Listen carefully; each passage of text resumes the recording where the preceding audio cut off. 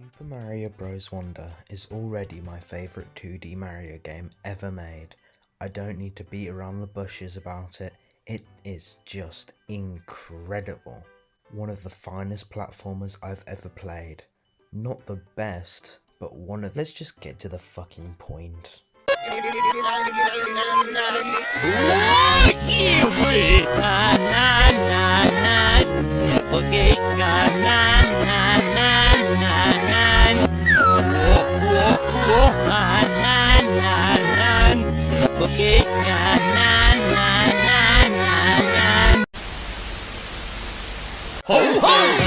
Gameplay wise, this is a traditional 2D Mario game with this jump, wall jump and run, with the run button doubling as a way to use whatever power up you've equipped. Talking of power ups, we have the famous Fire Flower and Drill power up from Mario Galaxy 2 returning, and two new additions including the Bubble Flower and the Elephant Berry, or whatever it's called. These new power-ups bring a lot to the table in terms of new ways of designing levels and surprisingly work flawlessly. The developers really thought of everything when working on this game, and it really shows in the end product. The most major addition to the game is its main gimmick, the Wonder Flower, which completely alters the level that you're playing in. This is usually by getting the primary features of said level and putting it at a much larger scale, or making it a whole lot wackier, but it could also just be something unrelated, like slowing or speeding up time. Or both. My favourite effects include "Check it out now", "Funk Soul Brother", and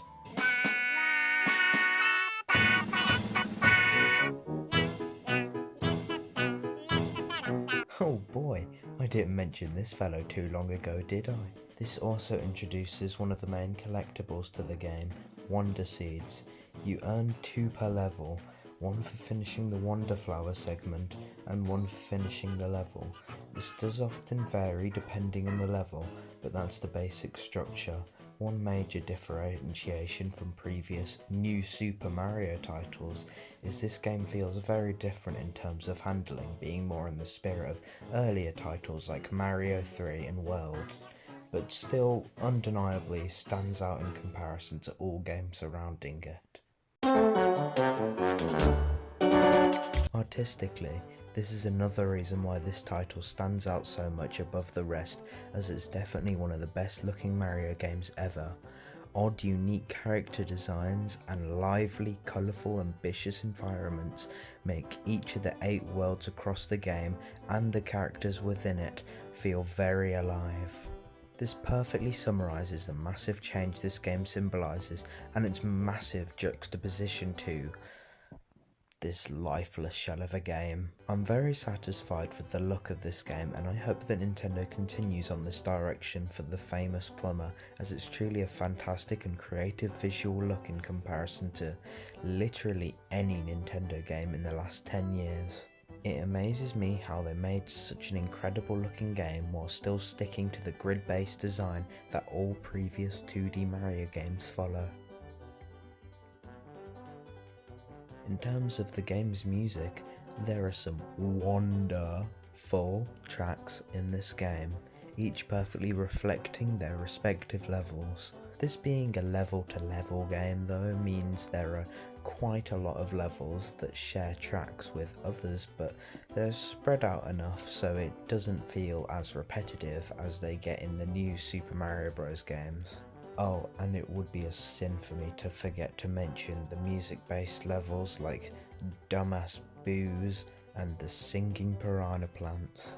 There are, of course, some tracks that sound like generic Nintendo songs, for example the Search Party levels, but they're definitely the exception, not the rule. Definitely a wonderful soundtrack.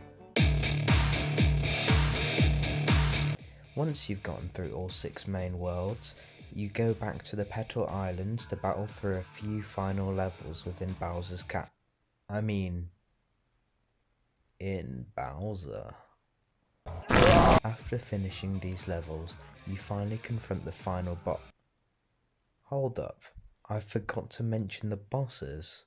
There are only 4 bosses across the 6 main worlds, and are all against Bowser Jr., where variation comes from the different wonder flowers he uses. These are great, but more varied than the Koopalings? Nah. Not saying we should go back to the new Super games, but a good alternative would be if we fought the Koopalings, but they use the wonder flowers to enhance or complement their unique abilities. The constant Bowser Jr. bosses become very repetitive despite the large variations between each fight. There are minor bosses at the end of each airship, but they're so minor they barely deserve a mention. The final boss is alright. It uses the jump in time wonder effect, which gives the player's jump a boost if they do it properly. The boss is pretty easy and can be over in like 3 minutes, but that's not really the point of this game. It's very clearly focused on the platforming and how individual levels get remixed by the Wonder Flowers, which is definitely presented as the proper meat of the game. Overall, I'd say this game has to be up there with the best 2D platformers of all time. Incredible level design with an unbelievably creative art direction. This game definitely lived up to the hype, and I recommend it to anyone who's interested in giving it a try. 10 out of 10? Nah, it has some flaws holding it back, like how the bosses are handled and some bullshit levels, but it's definitely a high 9 out of 10. And that's everything to do with this game covered. Except that final fucking badge challenge!